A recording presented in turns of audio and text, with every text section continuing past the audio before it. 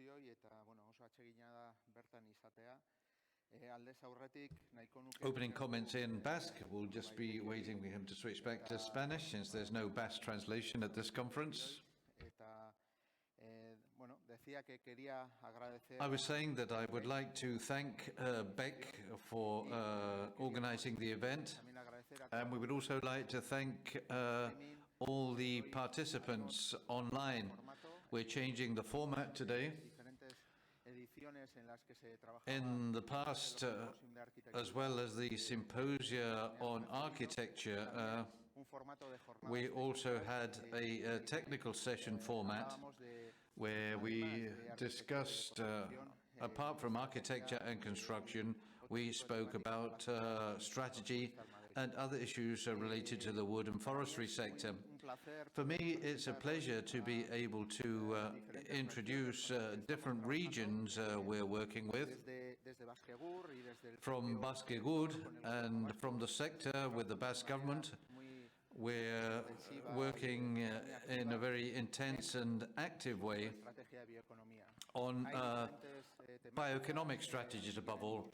There are different themes we would like to promote with bioeconomics, and one of the main ones, sustainable wood construction. And for this purpose, we've invited 4 experts from different regions, regions that are a benchmark in the bioeconomics strategy. And I would also like to thank them for joining us today. For us, it's very important to be able to cooperate with these regions. As I said, they are benchmarks on a world level. And today we're going to have a very interesting panel of experts who are developing and working on the bioeconomic strategy, and especially in sustainable wood construction. I have with me from Finland. Well, there's been a change in the format, it's obvious. We are online. This is a virtual panel. In the past, we've had experts from these countries in person, and this year they're with us virtually. And I would like to introduce and greet Lina Leskin. Hello, Lina.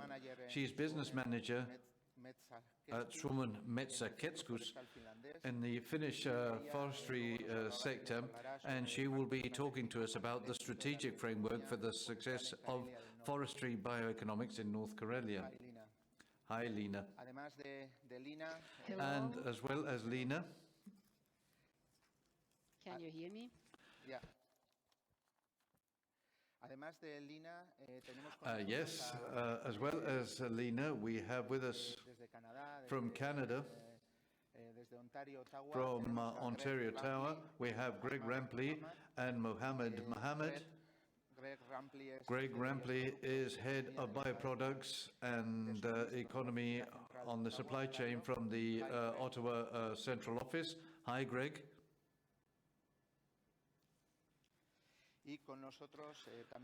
And we also have his colleague Mohammed Mohammed, a researcher from the Ministry of Natural Resources in Canada. Hi, Mohammed. Yes, hi there. And as well as these countries, which, as I said, are benchmarks in the circular bioeconomic forestry sector, we also wanted to hear about the bioeconomic strategy nearby, that is in the Basque Country. As Bicho Oroz said during the introduction, the Regional Vice Minister for Agriculture, major efforts are being made to develop bioeconomy, and we wanted to hear about the Basque Country strategy, and something that Bicho Oroz also said, that European region of bioregions, where apart from Finland and Germany, there's also the Basque Country involved. I would like to explain the format.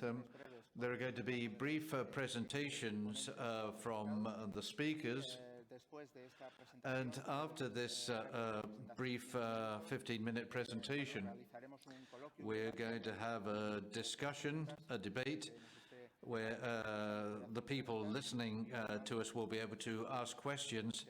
And I'm also interested in putting questions to them so that the experts can discuss things between them. Lina, if you're ready, we're going to move on to Lina for her presentation. Thank you, Lina. Yes. Okay, then I hope you can very soon see my presentation. I'm putting that to the presentation mode. Just a moment.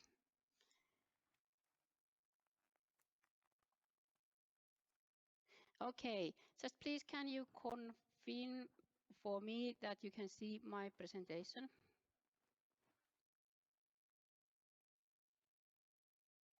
Yeah. Please. Yeah, sure. Yes, now we can. Thank you. Okay, very good. So at the moment I can't see you, I see only my own slides, but I would like to say thank you for the opportunity to give this presentation and meet this way virtually all of you. And my presentation is Strategic Framework for Successful Forest Bioeconomy in North Karelia. And actually my colleague from Regional Council of North Karelia should be giving this kind of presentation, but she was not available.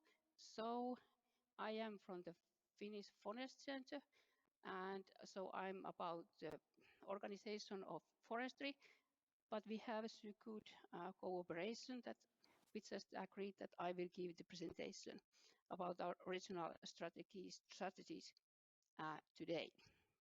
So this picture is from our forest inventory done by my organization. It has a high density LiDAR and aerial photos put together, and this is just figure out that how this kind of accurate forest data could look like.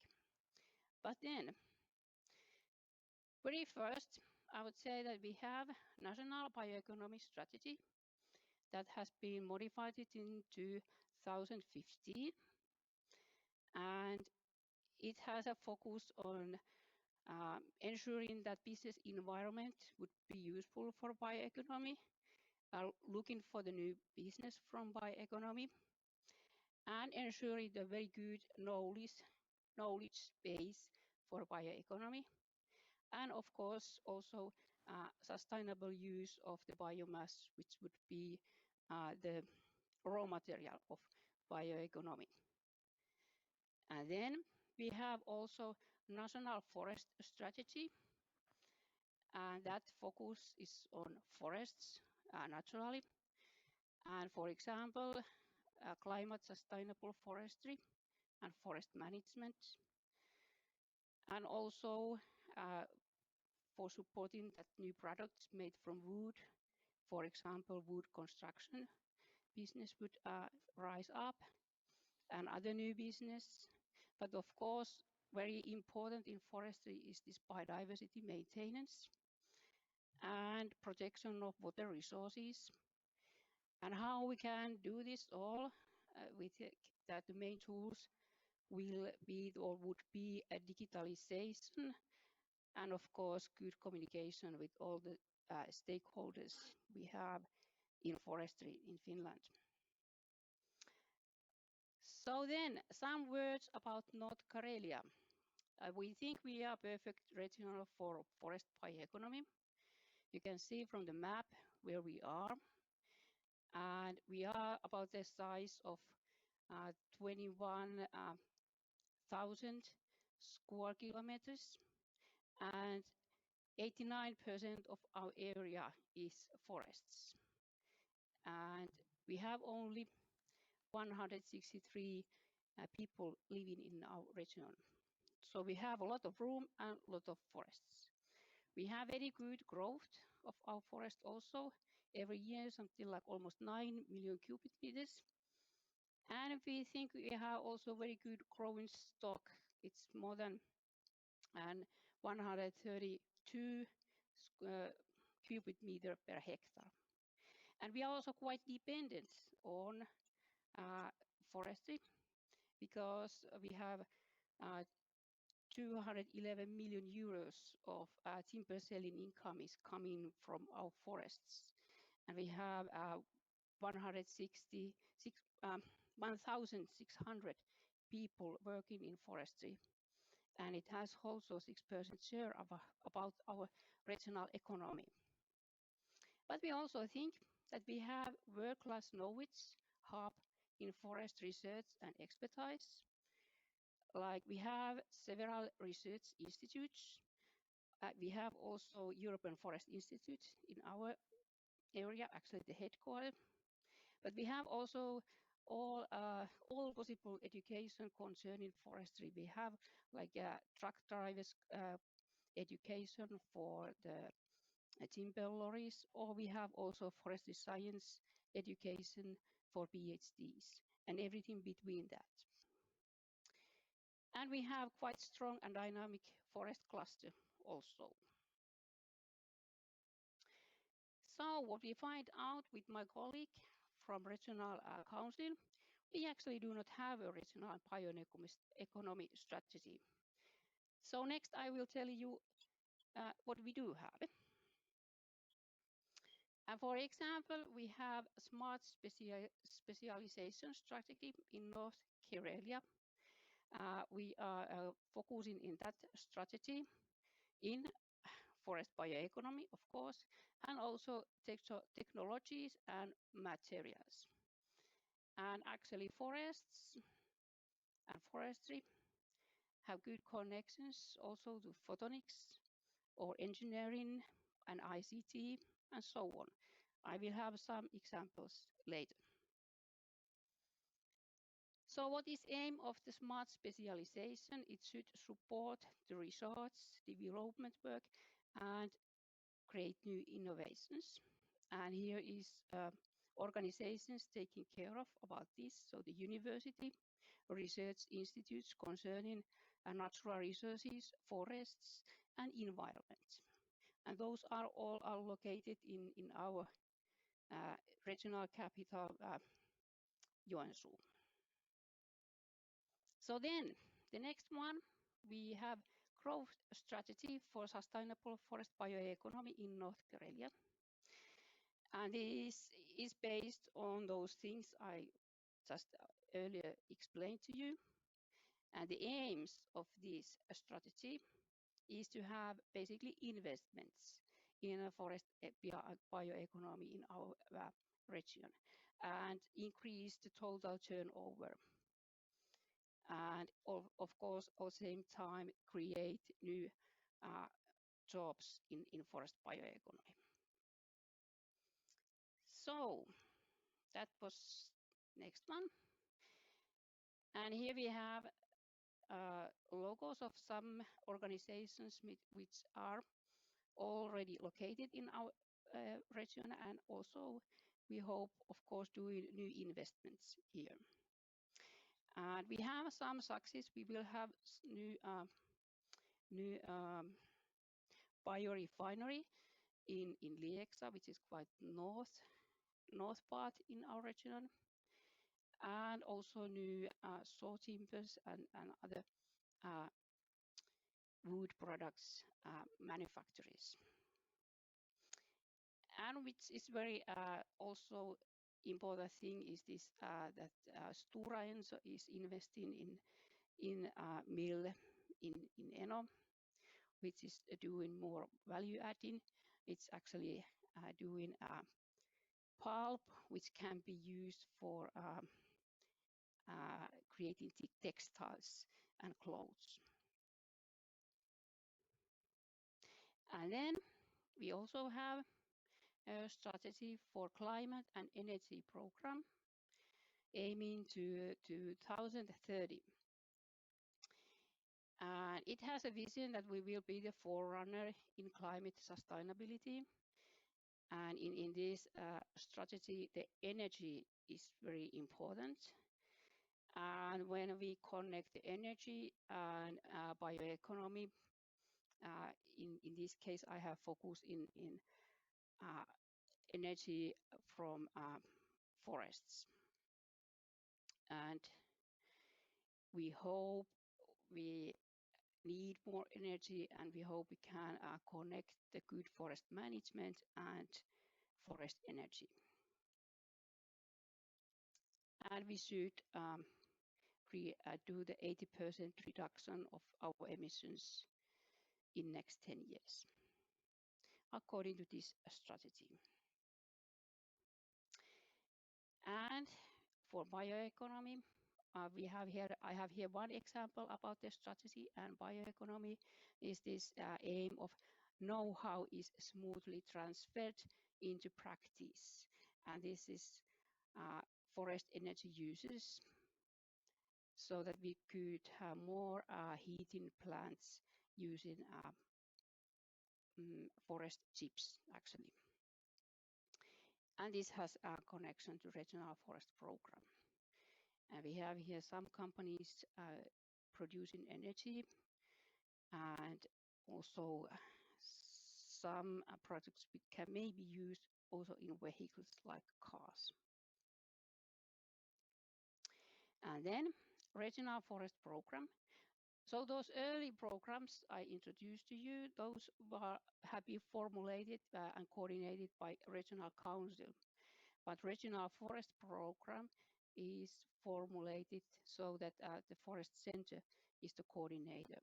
Of course, all the programs are made together with the stakeholders. So in this program, we have a focus on forest resources and how we manage that. We do a lot of advisory work, stakeholder communication and development work. And we have also some incentives for example, family forest owners in our region. And very shortly, to mean that we have multiple needs and multiple use for our forests. And this picture here is the time schedule for remote sensing inventory, which should be done during the next 6 years in our region. You can see the map at what kind of parts at every year will be the inventory will be done. And this inventory and very high accuracy forest data is very crucial for achieving all these aims we have with these programs which are connected to bioeconomy. Here I have an example about the forest inventory and the data. So we have a forest research database where we have very clear picture about the growing stock, the forest sites.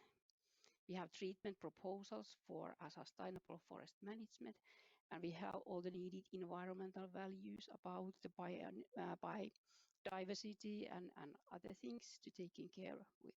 So we have all those information so that we can manage and use forests a sustainable way, which should be the base for the bioeconomy, I think so. And here is our partners, organizations in our region, which are some of these like this on left side. These are data producers, and the other side you can see the data users and included forest owners there. But then, so in a regional forest program, the one very important part is the development in forest management.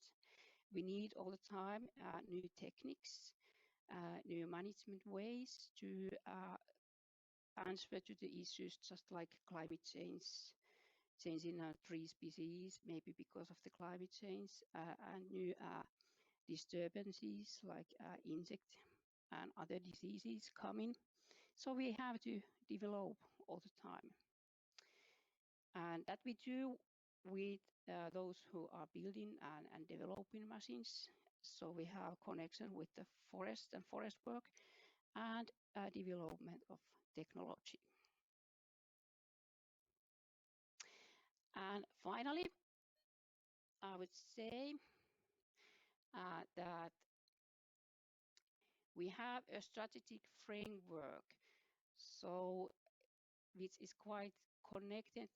Every part is connected to other parts. It is network, and it's also network of actors or those who are implementing different part of the strategies. So I would say again that we have this national-wide strategies, national bioeconomy strategy and national forest strategy.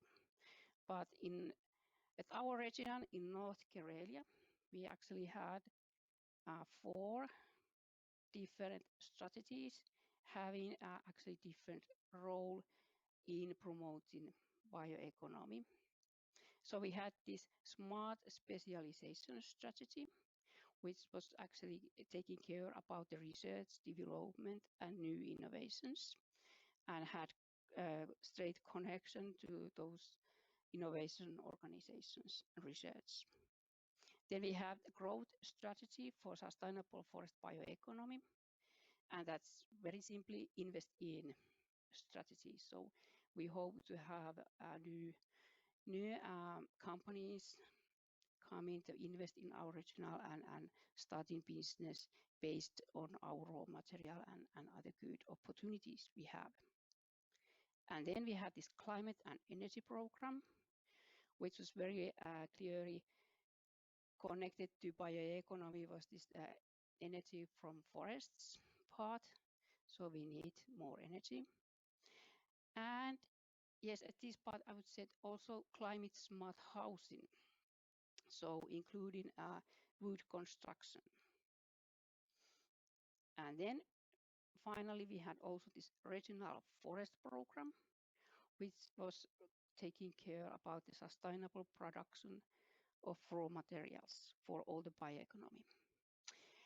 So all these are important for different focus, but they are also connected, and the good connection and good cooperation is, I think, the way to make successful bioenergy promoting and strategy at the regional level, I would say. And in this presentation, I didn't have very much about this wood construction, and the reason is that about that is you will have a good experts explaining about wood construction, I think, tomorrow. So I was just concentrating on this bioeconomy in as a whole thing. So, for example, the forest management, we need research, we need resources, we need implementation, and we are also offering resources to the bioeconomy. So we have a connection to research and development, to forest management, which is connected to smooth raw material flow. And so here is my presentation. I actually don't see how much I did use time, but now I thank you. And if you have any questions at the moment, I try to answer now, or we can discuss later.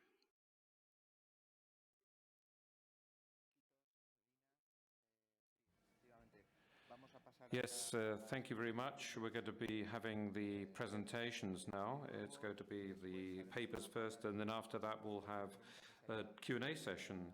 So if anybody has any questions subsequent to the presentation will be addressed during the discussion, okay? Right, now we're going to be moving on, as I said previously, we're going to be moving on to the second presentation of today, and it's going to be given by Greg Rampley and Mohammed, and they are both from Canada, which is another reference country as regards bioeconomy. And Greg Rampley, well, you have the floor. You have 15 minutes, and then after that we'll be opening the discussion, okay? Okay, can I just confirm that you can hear me okay? Yes, okay. Yes, they can hear you loud and clear. Okay. And you can see my presentation.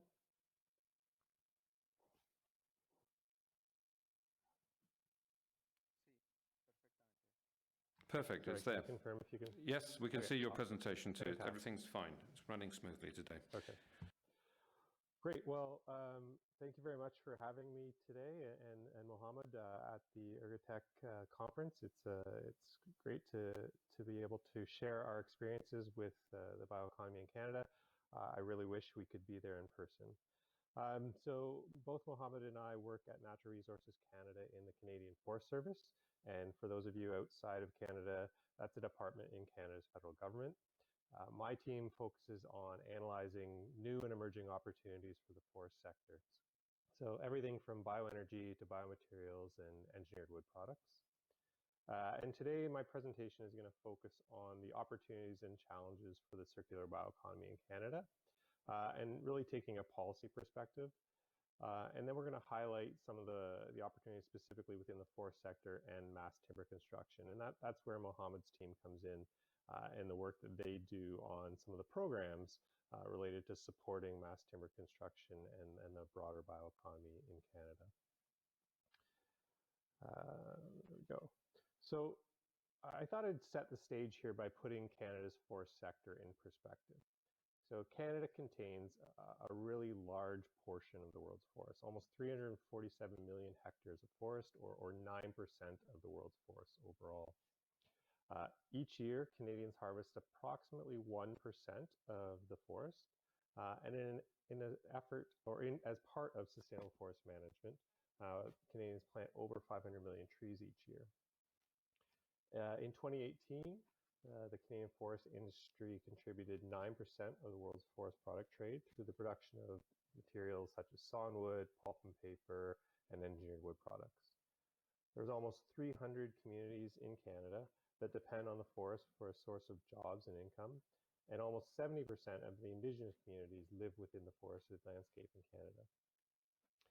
And lastly, I'd say forests really play an important role contributing to Canada's climate goals and economic transition by absorbing and storing carbon and offering cost-effective climate-friendly solutions such as wood construction and the production of sustainable bioproducts and bioenergy.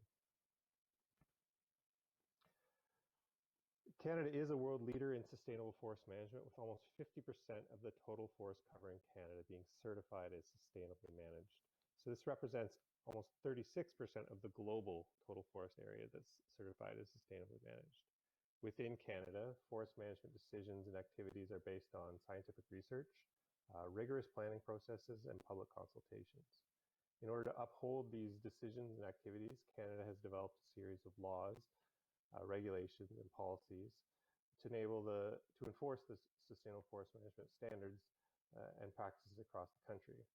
I think it's important to note that these the ability to enforce these is done on a province-by-province basis within Canada and not at the federal level. So that's a unique feature within Canada.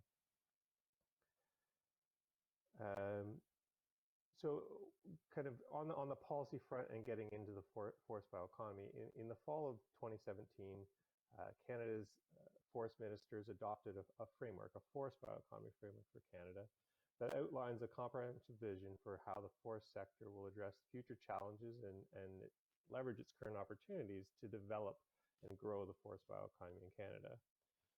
The framework highlights innovation, collaboration, and investment in order to define a roadmap that will enhance sustainability of the forest sector through research, innovation, and strong public policy. You can see here the graphic from the framework itself is really built on these 4 pillars, as I mentioned, around supply and demand, around the communities that that rely on the forest, and around innovation to kind of advance the forest bioeconomy.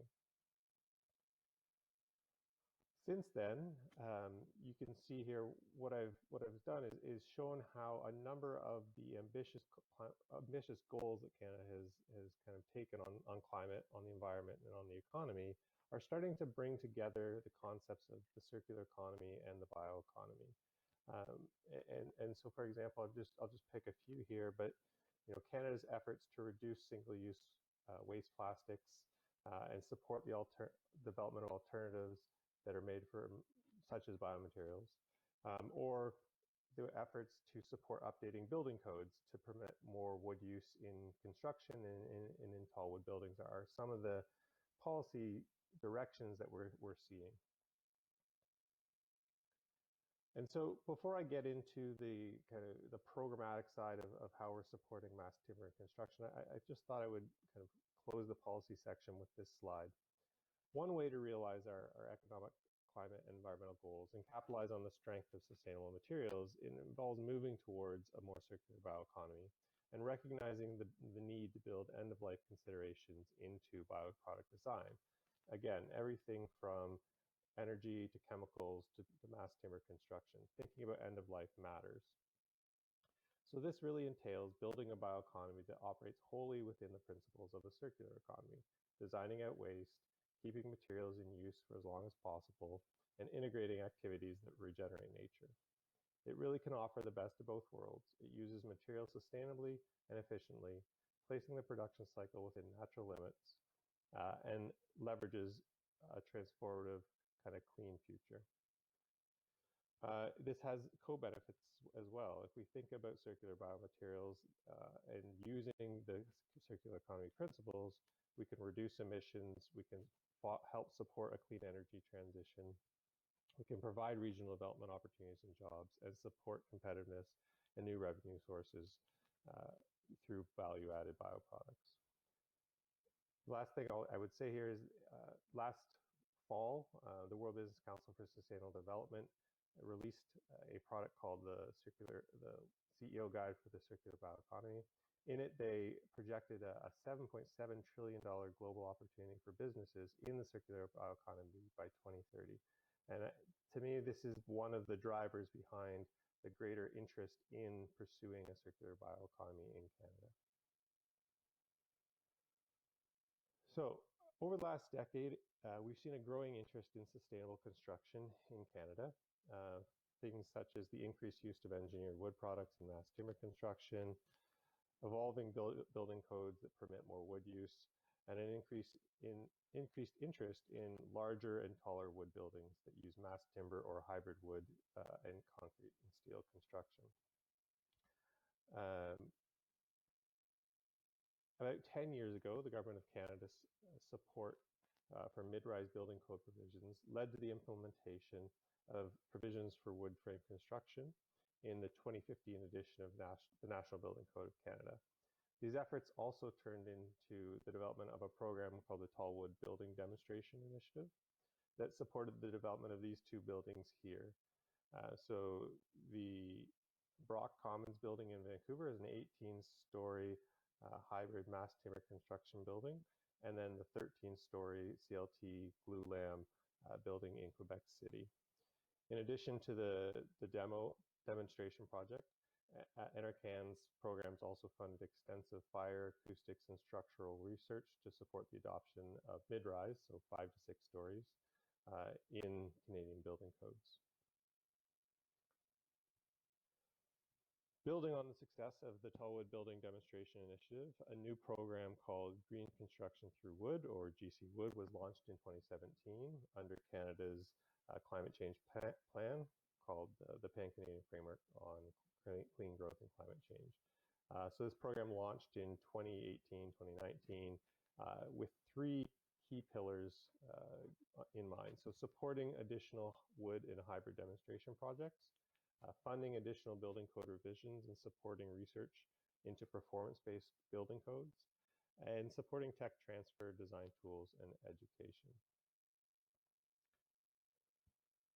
The code changes really are a critical element to get the acceptance of tallwood by designers, architects, and developers. It really is not an easy process. It requires extensive research and development efforts and time. In Canada, the code cycle is 5 years, so you can imagine how long it does take to implement these changes.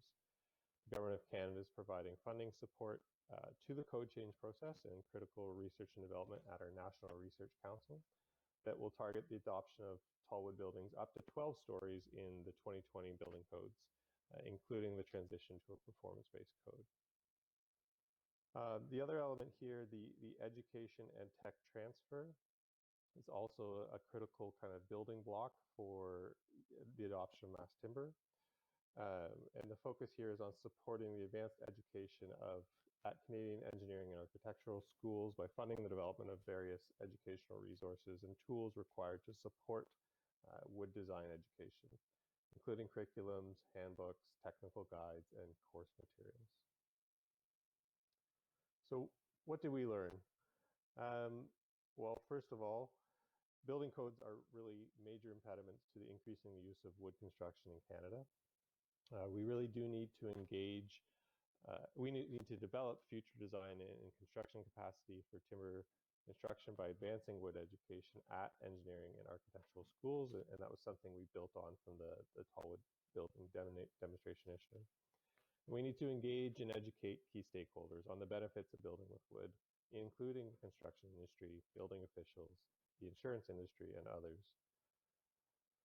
We need to continue to promote life cycle assessment and environmental benefits of wood buildings among policymakers and other key stakeholders, and develop additional design and construction tools and resources to support the design and construction industry. So, my final slide.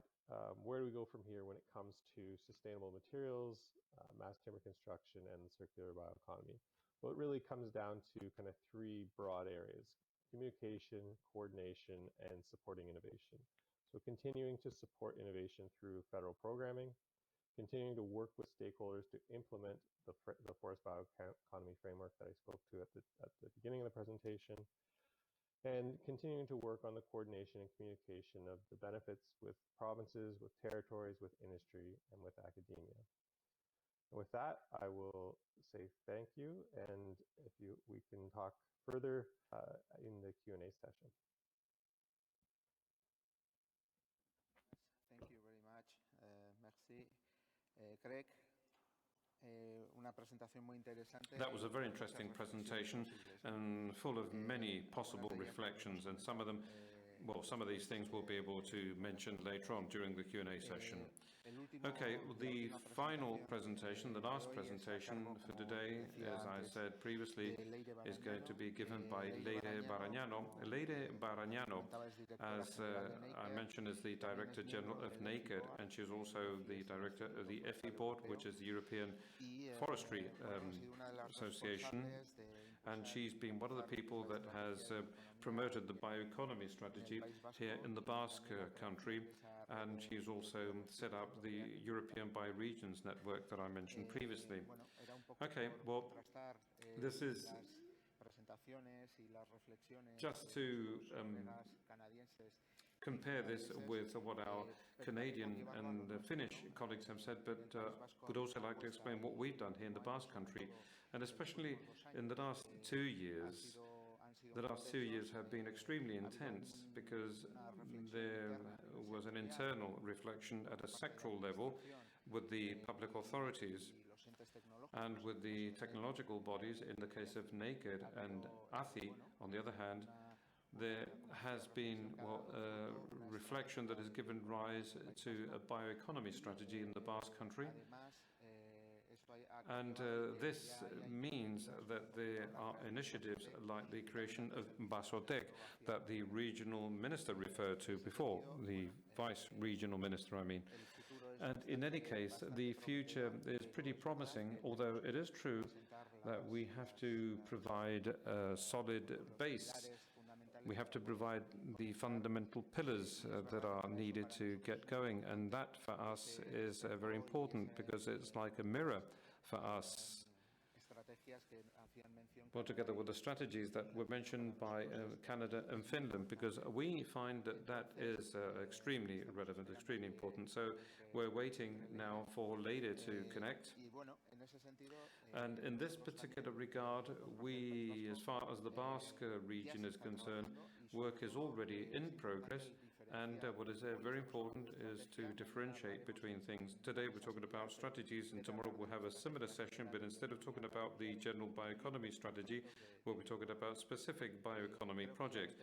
I think that I have Leire connected. Leire Barañano, good morning. Leire. Hello, good morning. Can you start with the presentation, please? Are you ready? Yep. Well, firstly, I would like to thank you, Oscar. It's wonderful to be able to present the bioeconomy strategy of the Basque Country. And the truth is that I'll try to summarize what we've done until now and what we intend to approach in the future in the Basque Country in terms of the bioeconomy. But I'm going to have to ask you to operate the slides, please.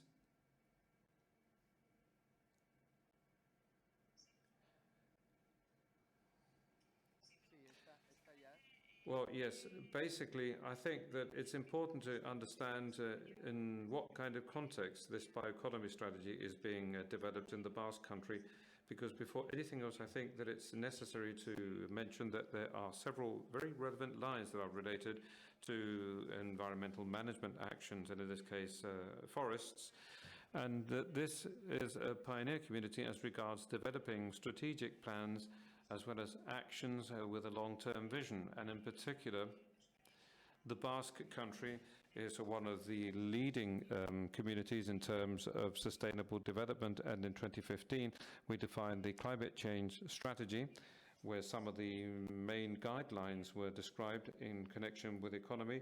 Please, slide. And, well, recently, the circular economy strategy has been renovated with many more goals, but in particular those that are related to an increase in the productivity of the materials that are to be used. And let's say that there's been an increase in the use of materials and their circularity, and of course a reduction of the rate of waste generation, as well as the reduction of food waste and the importance of making plastic packaging recyclable 100%. But in any case, the bioeconomy line of action, which is something very specific and which is limited to a very specific field too of the forestry sector, it's within a context and a strategy, as you can see, that is much broader or much more far-reaching, and which has to do with the circular economy strategy, and it also has to do with the commitment of dealing with climate change properly.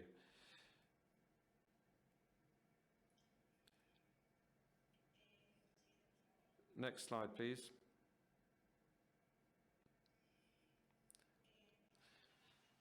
So as regards the climate actions that have been carried out, the goals that have been determined say that the Basque Country should be carbon neutral as long as it's possible and never after 2050.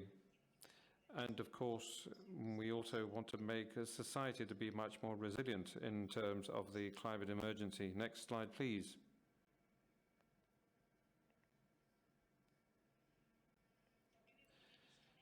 But why should we have a bioeconomy in the Basque Country? There are several reasons that have made us develop a line of action in terms of bioeconomy. There are many issues here involved. Please, next slide, please.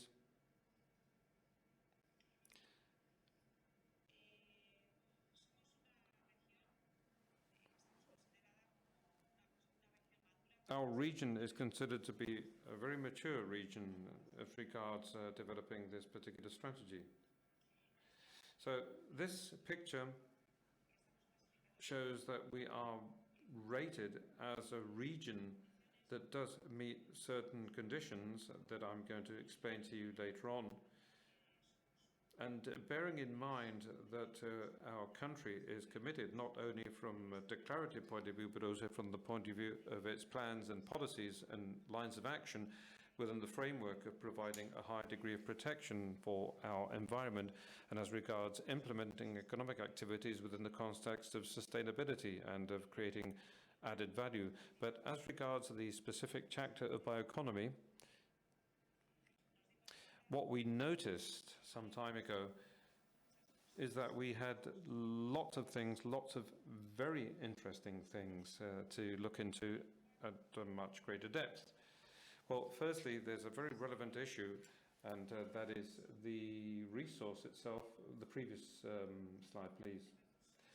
The resource we're talking about is very abundant because we must take into account more than 54% of the surface in the Basque Country is covered by trees, and we also have an industrial fabric that plays a very relevant role, and which I will explain later on. I'll describe how we connect the forestry bioeconomy strategy with the development and implementation of this strategy towards more ecological activities and materials. And then the scientific and technological capabilities have also been studied, and bearing in mind that our connections with Europe are strong and that we are collaborating with lots of technology centers. In the Basque Research Technology Alliance, there are a number of technology centers that have capabilities and plenty of knowledge. And then the relative weight of R&D, access to capitals, to talent. We have an institutional network, but we also have very solid connections with Europe and a society that is asking for significant changes. So these ingredients together with, next slide please. These ingredients together with the prior context that I pointed out before with regard to the fact that we've been dealing with this change or with this transformation, this sustainable transformation for some time, made us develop the so-called roadmap. Next please. And we've been working on this from different points of view. Firstly, we established an in-depth diagnosis of the starting point because it was very important to know where we stood, to even make certain comparisons and also do some benchmarking with other European references. This was the first step that a plan requires. In other words, you need to know where you stand exactly, and you need to know where you are in comparison with those that could be your benchmarks. But for just to discover where we are supposed to make an effort in terms of goals and actions, but especially in terms of those areas where we had to improve and make better use of. So for that, what was very important in this process was to have most of the public and private partners involved, or at least connected to this line of work.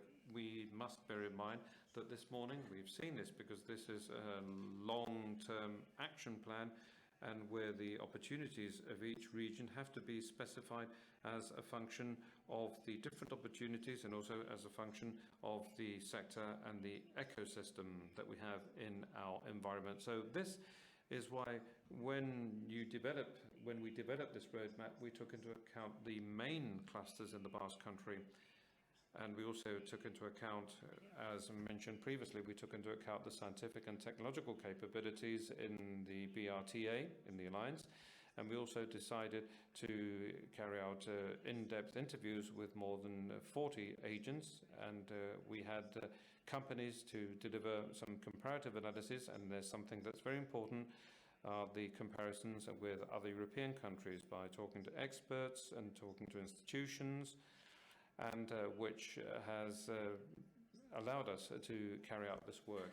So we're talking about work that covers multiple spheres, that is very realistic in its approach, and its ultimate goal is to develop a long-term approach.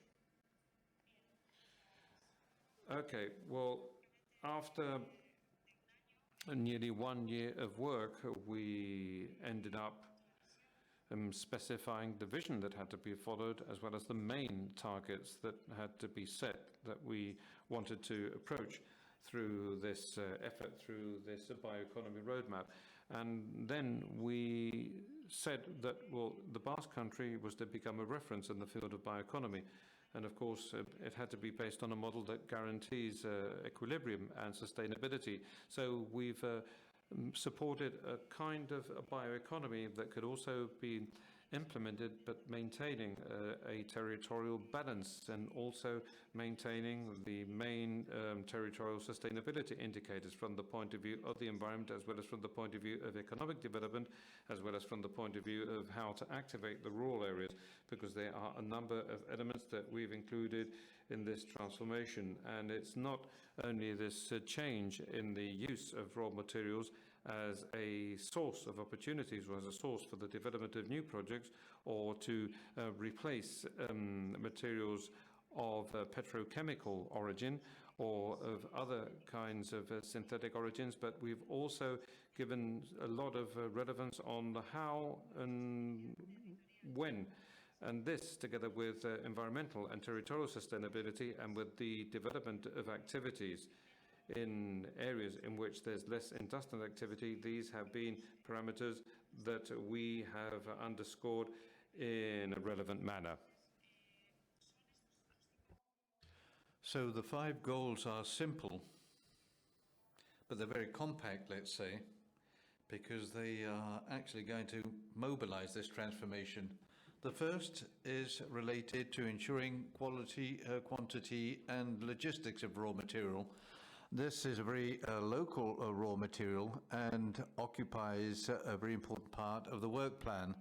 Secondly, we have the aim of promoting and attracting added value business activities. I think we're all on the path of looking to produce local products with local raw material, but always providing added value to the market and the customer. We have a third aim, which is related to providing orientation to the scientific and technological capabilities to cover the needs of the Basque Country, and also to promote talent and know-how in this new area, which means that we need to continue to learn in the future. Fourthly, everything that has to do with generating the legal framework and modifying that legal framework, and the market society, that is awareness raising and communication, is a very important part of the work. And what for in the end? Well, as I said, in the Basque Country, considering the internal diagnosis, considering the industry we have, considering that we can't cover everything in relation to developing the forestry bioeconomy, there are some aspects that we highlight, such as energy, the automotive sector, the paper industry. The food sector is also very closely linked to packaging, and green chemistry, together with the transformation of the forestry and wood industry itself in sustainable terms. And I would just like to illustrate some examples that we've been working on in recent years, specifically in the last 2 years, that can help to highlight how some of these transformation processes are being applied to look for new opportunities, opportunities that are being called for by the various agents. This is an example of Smurfit with regard to an innovation project. In this case, we face a very relevant problem in the field of agriculture, that is the use of plastic, which until recently is the only product that allows for a crop to be produced under the necessary conditions with respect to time and quality. But of course, plastic generates many problems related to the environmental impact, how to recycle it, and other problems that we aim to correct with this project, which is developing an alternative, in this case based on paper, and which is developing in a very positive way.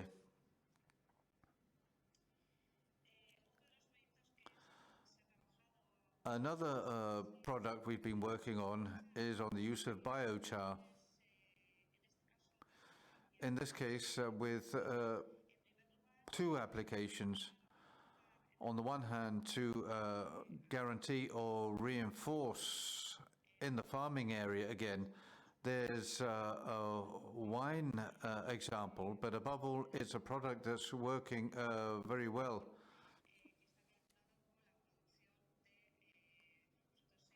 In the area of the production of nuts, grapes, activities where the crop isn't a short cycle crop, but a long cycle crop.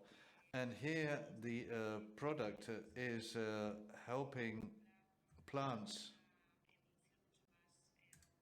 to evolve more strongly and to develop under better conditions. It's a natural product that improves the crop. And another line has been for animal feed, for chickens in this case, to strengthen their immune system and to substantially reduce the use of antibiotics. Other types of projects. In Egurtek, the use of tannins in radiata pine, or for example, foam and insulation by using subproducts, in this case that were either not being used or being used with a lower value.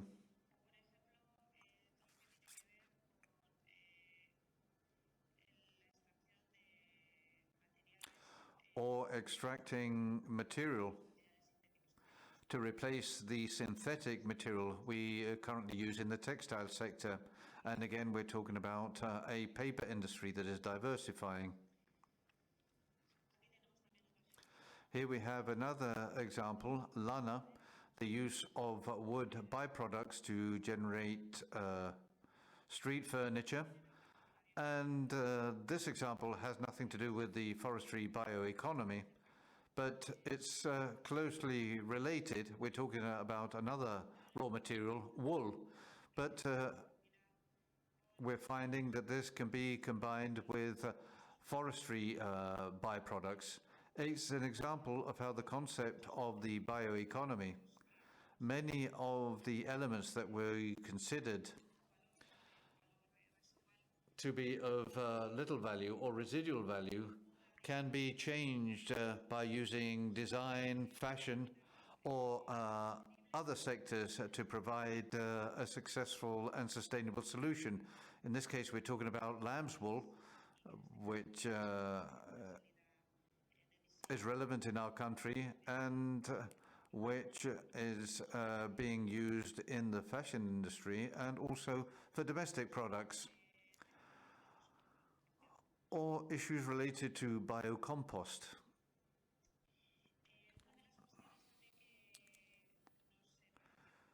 One of the issues that we thought was very relevant once we had defined the roadmap was the startup of a public-private alliance. This alliance basically has the aim of working with companies, institutions, technology centers to promote and develop the roadmap we've already defined. Because in the end, this path has to be taken by everyone. It's a business change, it's a change for society, it's a change in research, it's a change in the impact of the results. And this slide just shows that there are a number of public organizations and private companies, and obviously it's an alliance that's completely open, that any company in the Basque Country can join, or any technology institute or agency that wishes to join in these developments. Lady, we're running out of time to be able to move on to the discussion.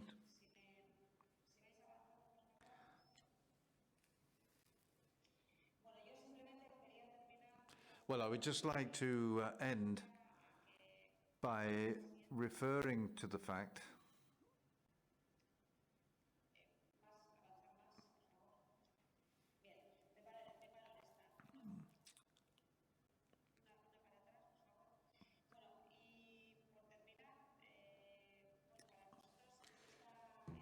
to finish along this path, as I said at the beginning of my presentation. The European connections and nodes are highly relevant in order to be able to do several things. Firstly, to be able to share the best experiences that each region might have. Secondly, we're always interested in getting inspiration from places and areas where the practice of the bioeconomy is an example to be followed. And thirdly, because in the Basque Country, we consider that we can often better develop these issues or develop them with a greater scope if we cooperate and if we are involved in a network with the rest of Europe and the rest of the world. It's been a bit of a complicated presentation because I'm doing it through my mobile phone without having the presentation in front of me, so I apologize if I was looking away. But I think that we're going to have a Q&A now, so I'm at your disposal. Thank you very much. Thank you very much, Leire. And yes, this was an introduction to the subject so that we could see how each region is working in the bioeconomy. We now have our 4 expert panelists on the screen. They've been very interesting presentations.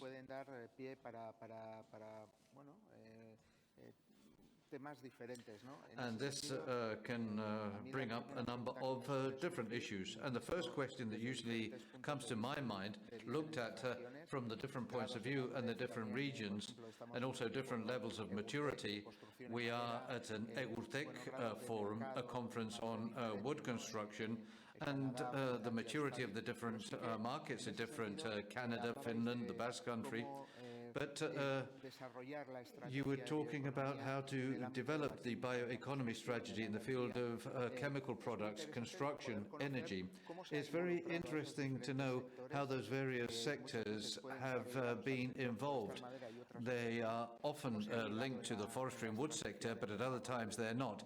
How have they been brought in to the bioeconomy? And Greg mentioned the province by province strategy, and that can be a much more limiting factor. How have you developed it, Greg?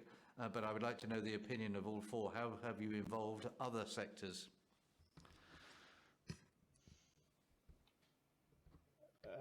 I'll see if I understand the question correctly. So are you asking how have we involved industry in the development of the framework and then subsequent implementation?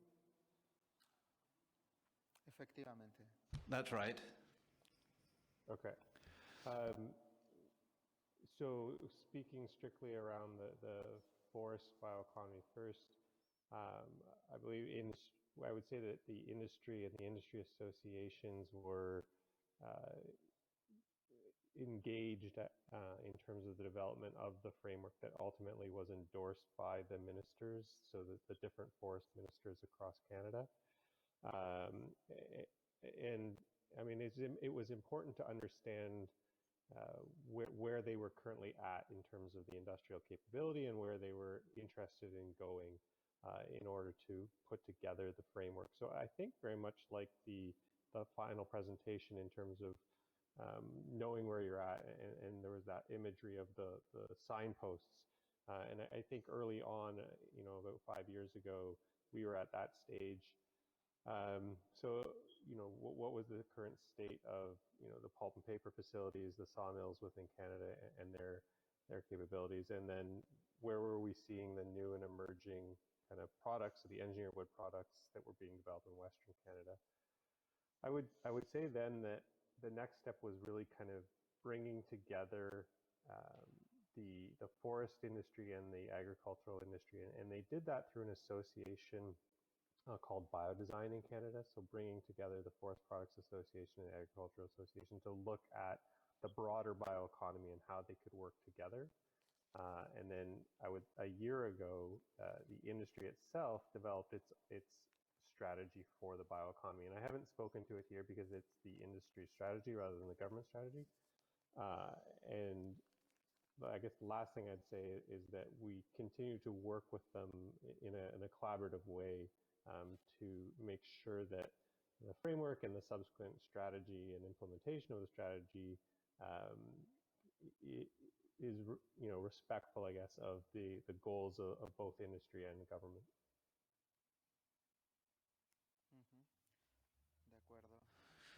Okay, Lina, could you comment on how it's been done in Finland? Yes, thank you. Thank you for very interesting presentations, both from Canada and from Basque country. And I understand the question about how you take other sectors involved in bioeconomy and developing bioeconomy. So, as Leire said, the very important word was this public-private partnership. And I think that's the main thing, how you get those things to work. For example, in our case, some examples, when we need something new in forest management, it's actually industry of building machines which involved in developing. And we tell the industry or the companies that there's need for something. And there's also maybe some studies already done. And now we need the solutions. And if in private companies, if they understand that there will be there will be opportunity to sell products, so they will do the final part of this path of innovation. So we will have the solutions. That's one what has happened in forest management. So about construction, I think we had a little bit challenges with wood construction because those companies which were building houses and these very high houses, building about from wood was quite new thing of thinking for those organizations. So it took time, but I would say that thanks to at least to Canadians, and I think our experts has been visiting in Basque country also. So having references from other countries, that helped the discussion. And then just with that, as was told, that we should have good business environment. And when we're talking about wood construction, I think the business environment is this legislation, the building codes, and things like that. And then finally, we get right codes, and now we have a pilot, like a 14-floor house in Joensuu, which built it from wood. And it's beginning, and now we are getting better all the time. I think the wood-built houses are really coming in our region and in whole Finland. And so in thinking about the bioeconomy, we have very good ideas, and then we have to convince the other sectors like construction firms or machine industry and those about the things. And then there's some other path. I think you also mentioned that when we could have textile fiber from wood. And in our case, we had also mill in North Karelia, which doing this textile fiber. But that actually happening. They don't need any help because we are talking about the global company, and they do the innovation and they know the markets by themselves. and they are just, they're actually doing that quite independent from our bioeconomy policy. But we also, of course, have communication with them, and there's some parts we can do cooperate, but they don't have to be motivated by us. That's very makes it easy the way. So those were my first ideas about these. Do you need more answering? Did I answer to your questions? No, yo creo que ha estado perfecto. No, I think that was perfect. Lady, your opinion? Yes, can you hear me? Yes.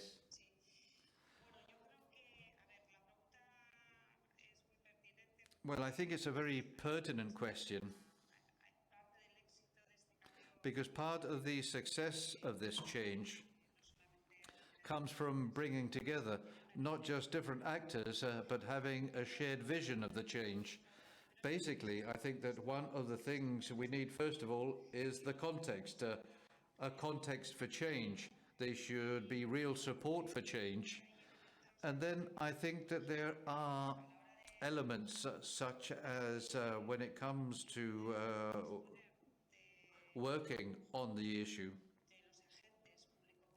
being able to involve the public-private agents is very relevant.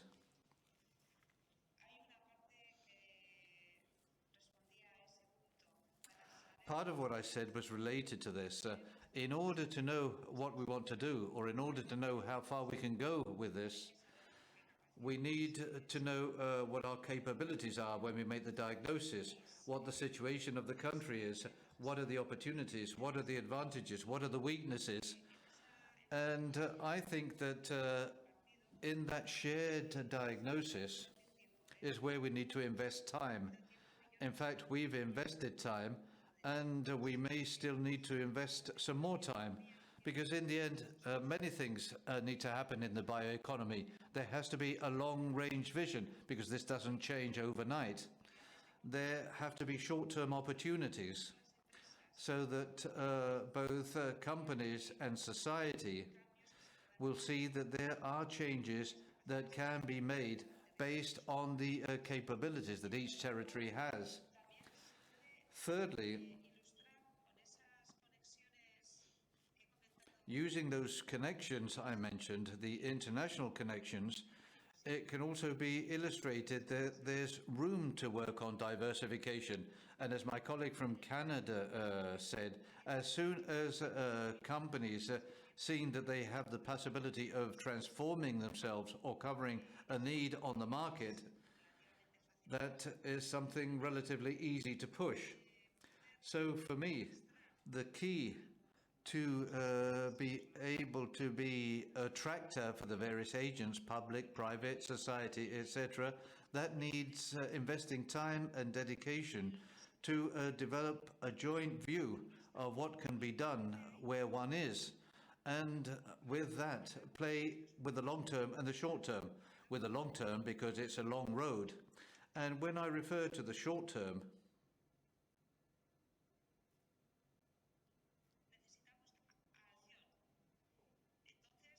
we need to take action.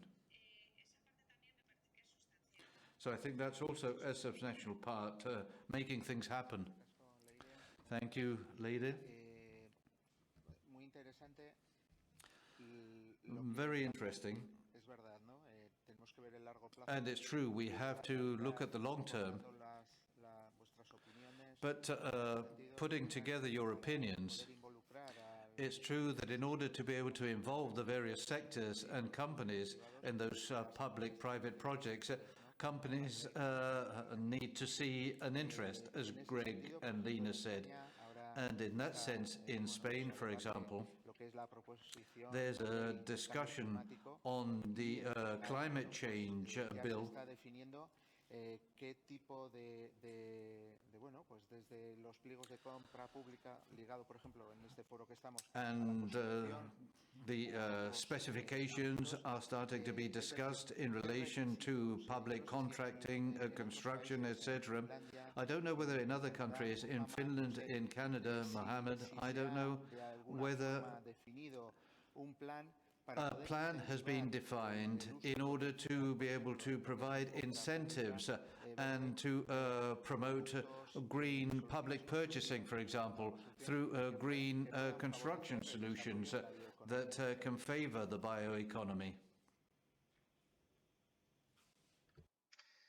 Yeah, thank you for the opportunity to participate in this panel. And this is really a very good question.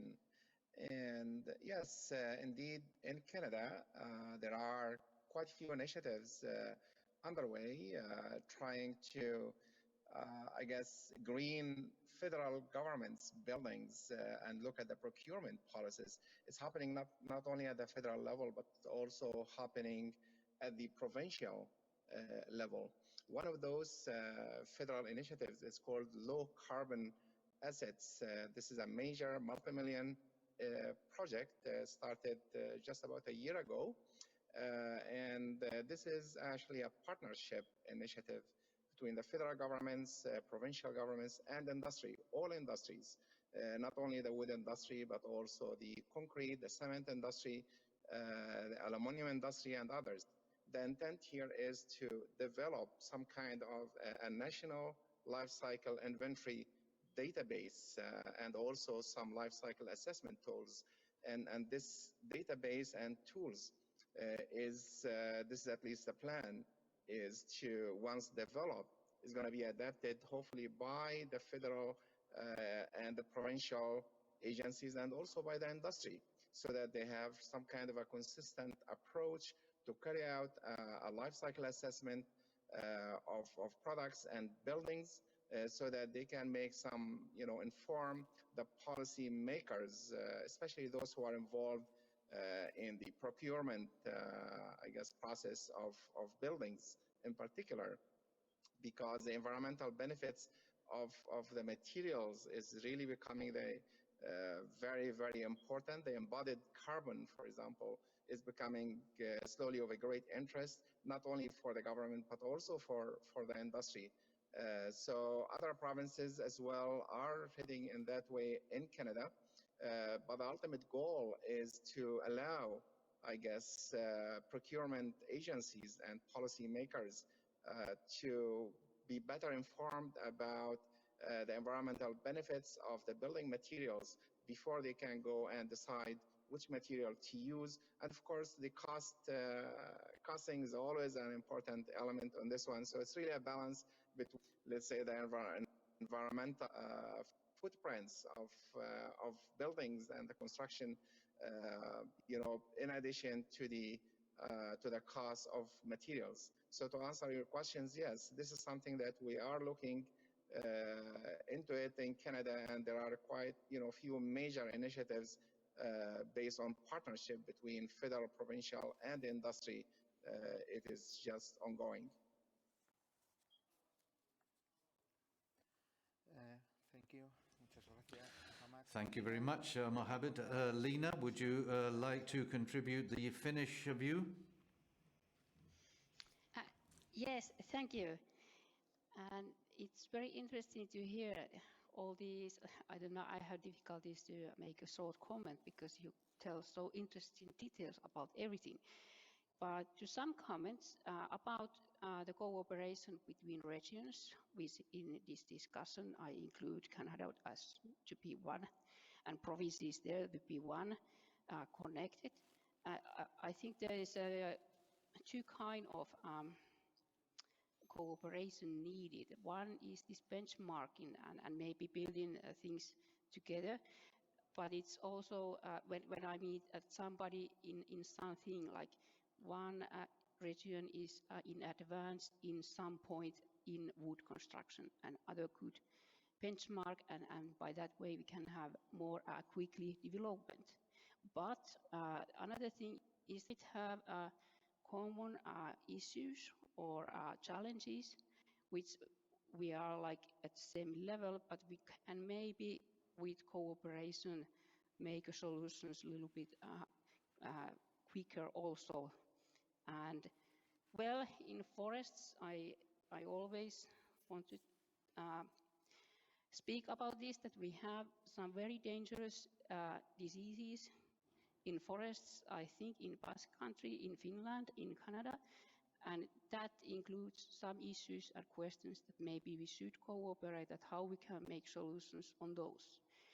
And in wood constructions, I think we had very good benchmarking. Like I said, we used examples from Canada to improve a situation in Finland, that we should can also have some kind of building codes to make it easier to build from wood and so on. So I think what's important is that focus on cooperation and make some very concrete questions so we can go on faster to solutions.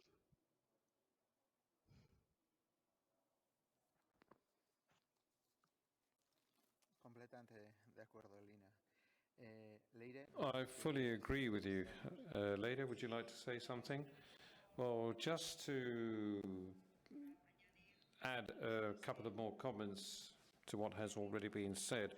We, in the work that I presented on the roadmap, we've seen that one of the most important factors had to do with carrying out an in-depth revision of what green public procurement was like, and how public activities had been boosted as regards looking into issues connected to this field, but without losing from sight the fact that in order to achieve a transformation from a private perspective, it was also necessary to do several things. Firstly, there are regulations.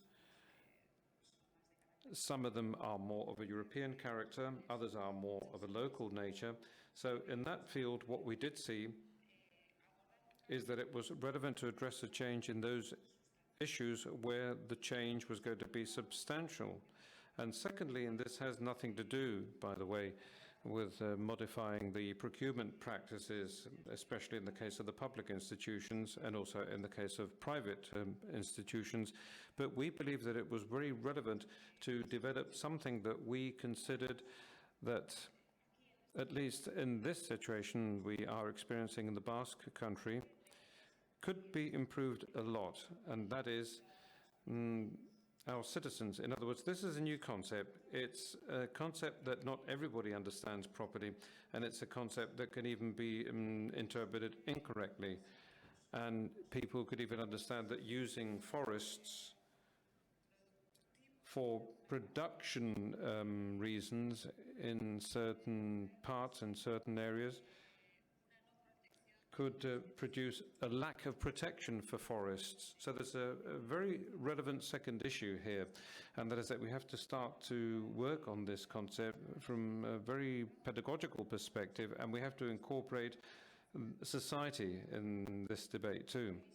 So there has to be a revision of public procurement practices, and we also have to revise the degree of awareness that citizens have, and we need to have action plans so that both issues can also make progress, in addition to what I said previously, in addition to scientific knowledge and business projects or diversification, startups, etc., etc. And of course, well, these are the two issues that I mentioned as the two most relevant pillars that are needed for this transformation. Well, Greg, would you like to say anything else about this, or shall I move on to the next question?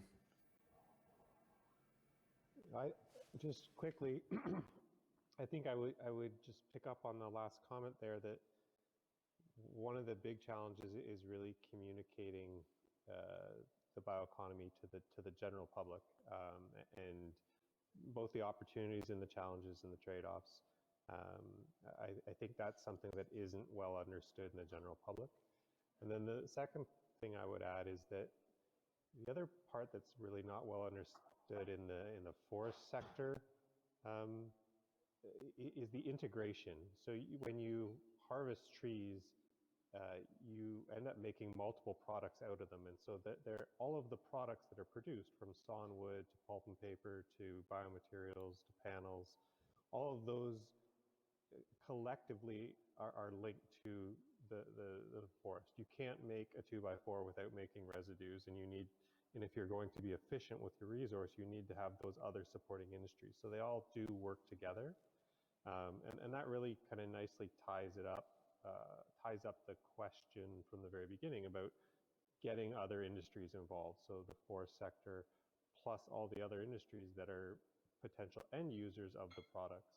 And that I guess that's the other part that needs to be better communicated to the public, is how integrated the overall industry and bioeconomy will need to be.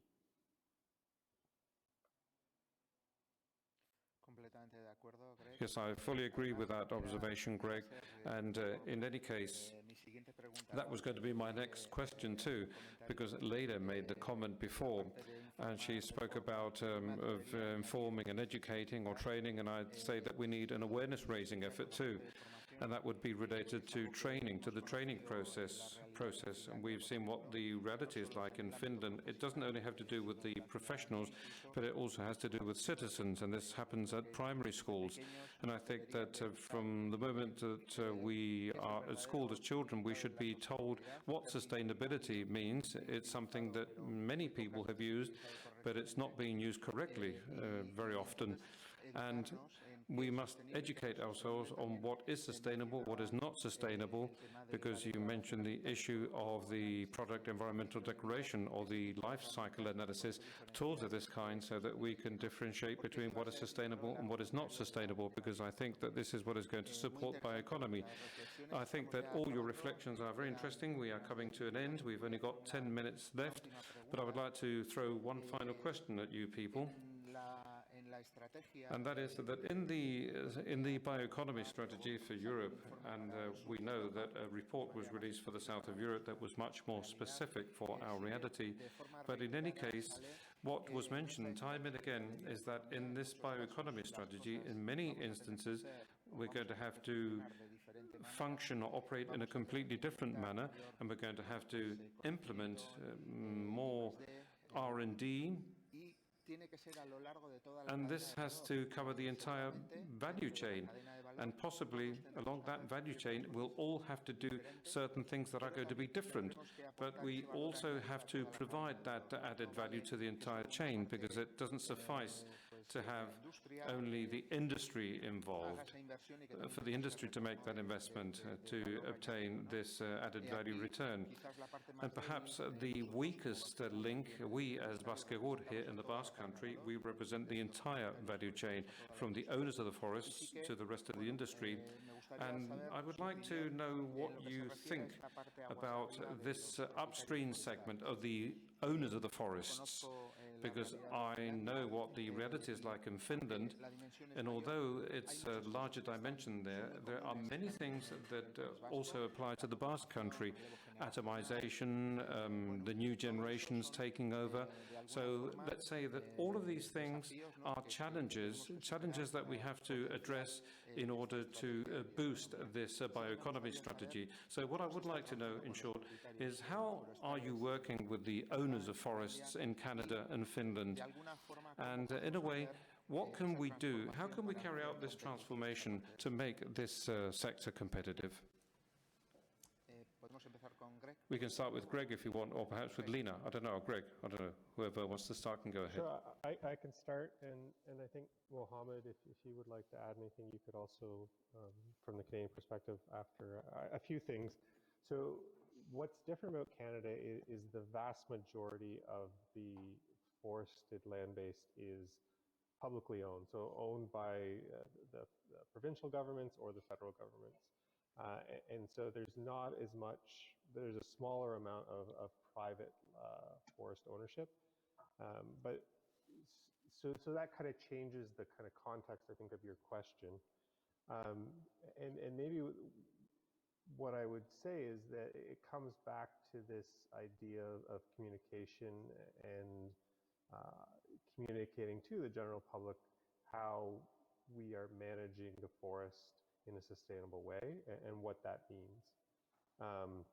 The other part that I think is important here is connecting kind of these major important groups. So connecting investors, industry, innovators, and end users. So those four categories, I think, make up, I guess, a value chain, but also an important kind of socioeconomic chain.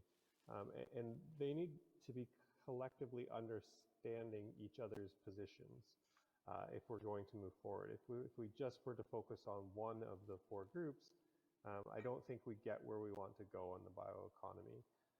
So one of the things we're doing in Canada is starting to organize workshops that bring together investors that may not have, so venture capitalists that may not have traditionally invested in the bioeconomy or the forest sector, but do invest in clean tech, and connecting them with forest industry leaders, with clean tech industry leaders, with the existing industry, along with the R&D innovators, so at the universities or within large corporations' R&D units, and then with end users and what end users are looking for, and getting them to, work through things like, here's a problem, how would we solve it from the different perspectives. So that's an approach we've been working on recently to improve that overall communication that ties all the way back to the forest and where you're sourcing the material from and how that land base is being managed. So I think I'll leave it at that. And Mo, if you want to pick up on anything before we pass it along to our Finnish and Basque country colleagues. No, I think you've covered it really well. I just wanted to focus on on your statement on the integration. I think we need to capture the full value chain and ensure that there's very good integration downstream all the way to upstream, and the engagement in particular of non-traditional stakeholders is really key, and we have come to realize that, as Greg mentioned, especially on the construction side of things. We are engaging now, for example, the insurance industry, in the design and construction of tallwood buildings. We're engaging, let's say, financing agencies as well, banks and other financial institutions to support developers. So we are reaching out to those non-traditional stakeholders who typically have not been investing in the forest sector. I think this is key to our success in the bioeconomy. Sin duda, Mohamed. Without a doubt, Mohamed. Very good point. Lina, please. Yes, thank you. Yes, I would say, there's two issues. Now you're asking two questions: how you connect forest owners to the whole value chain, and how to manage all these, the whole bioeconomy with this, all the stakeholders, with also like common people, citizens, and young people, and working people, and so on, and forest owners and forest industry, and that's the whole set of stakeholders. So first, about the forest owners, how we have organized that in Finland. The reality is that forest industry gets 80% of its raw material from the family forests. And the size of family forest is something like, the one holding is something like 30 hectares, which might sound really large in Basque country, but as minimal in Canada. And in reality, it's something between. So the forest holdings are small, and there's common people, like working people, farmers, and those are owning the forest, mainly families. And so what we do, Forest Center is a state organization. We are public organization doing the inventory of the forests and giving the inventory results, the data and information, and advising how to manage sustainable way the forests and what kind of values you have there, biodiversity values, but also economic values. We are using quite a lot of resources to this advising and informing. And that's to keep those forest owners awakened that what kind of possibilities they do have. And we have done, with that, we use remote sensing data and a lot of ICT. It's not personally possible to contact more than 500,000 forest owners. So you need digital services. And I think we have done this for decades. And I think it is working quite well. Forest owners know that they get what kind of incomes they can get from selling timber, and they understand that it's the base for the forest sector. And I think they are quite happy about the size of the slide they have from the cake. But then the rest of the society and the common opinions, public opinions, I would like to say that we have common access to all the forests in Finland. So it doesn't matter if it's state-owned or private-owned. Everyone has right to walk inside and pick berries and recreate that there. And that is the one reason that we have a lot of citizens have a lot of opinions about forest management and forestry. And it is, well, a situation. It's very good. People are interested in, and they have a lot of positive images about the things, but there's also critics, a lot of critics, and it needs a discussion. And communication is very, very important. And I mentioned a regional forest program. That is the one way to have this communication. We take in the program processing. All the stakeholders are involved. There are environmental groups, recreational groups, forest owners, industry, and other sectors, and so on. And that's an important place to and forum for discussions and understanding the forestry and bioeconomy. But I want to say that it's to both directions. So it's not only telling to people that how sustainable way we manage our resources and how sustainable is the bioeconomy. It also makes sense to listen to that what people are thinking about us, and there might be some problems, and we can do things even better when we listen to all kind of opinions. So I hope that I answered the questions.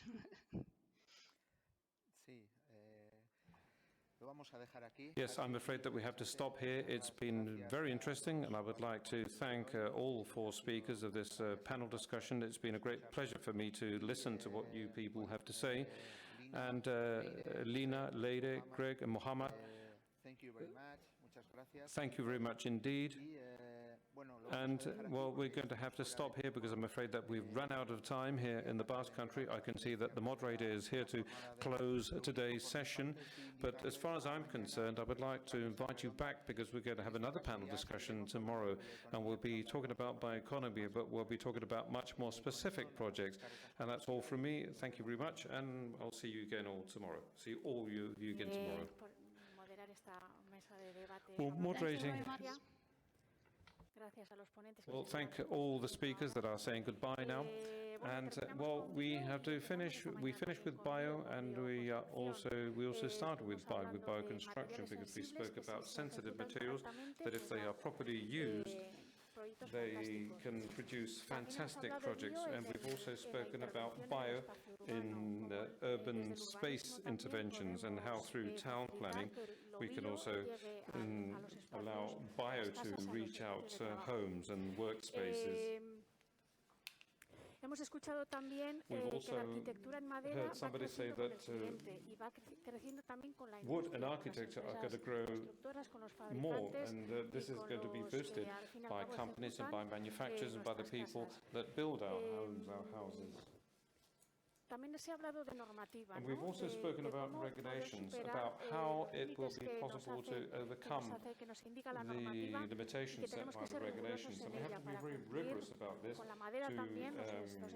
meet the necessary standards applicable to wood so that we can develop comfortable spaces, suitable spaces. We've also seen that special attention has been paid to good design in architecture, and architecture allows us to deal with comfort requirements that all human beings require. So we have to use passive measures, and this is a link to the last part of the discussion where we spoke about bioeconomy, and that is the products themselves and the systems can provide us with the tools that are needed to achieve the sustainable development goals that we have to achieve from a political and strategic perspective. We've also seen how you can learn a lot from tradition, because we're talking about innovation and knowledge and research, but we must also look into examples of traditional architecture and the clues that this provides us to achieve these bio goals that we have in our environment and which we've had for a very long time, and which allow us to develop these or to design these strategies. As regards architecture and timber, we've also seen more standardized systems and products, and others that are much more customized as a function of the user's needs. And as regards the bioeconomy strategies that Oscar was just talking about at the end of this morning session, I would like to underscore several ideas that have been repeated time and again, which I believe are key issues when you address an architectural project, and that is it's this research capacity. Whenever we address an architectural project, you know we have lots of capabilities in terms of materials and spaces, and having the suitable tools and having the right kind of industry for these projects to become a reality. And we also have to put our stakes on training so that this knowledge can reach all of the people involved in the value chain that is going to be provided by this product, and we have to foster innovation. This industry has to